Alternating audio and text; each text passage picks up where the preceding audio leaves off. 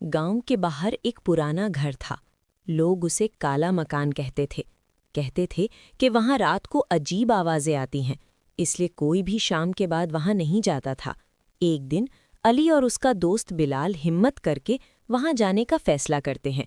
वो कहते हैं, ये सब लोगों की बनाई हुई कहानियां हैं, असल में कुछ भी नहीं है।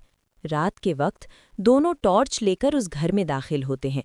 दरवाज़ा आहिस्ता से चिर्र की आवाज के साथ खुलता है। अंदर हर तरफ गर्द और मकड़ी के जाले थे। अचानक ऊपर वाले कमरे से कदमों की आवाज आने लगती है, ठक ठक ठक। अली ने आहिस्ता से कहा, बिलाल, क्या यहाँ हमारे अलावा भी कोई है? बिलाल ने डरते हुए जवाब दिया, नहीं, शायद हवा की आवाज हो।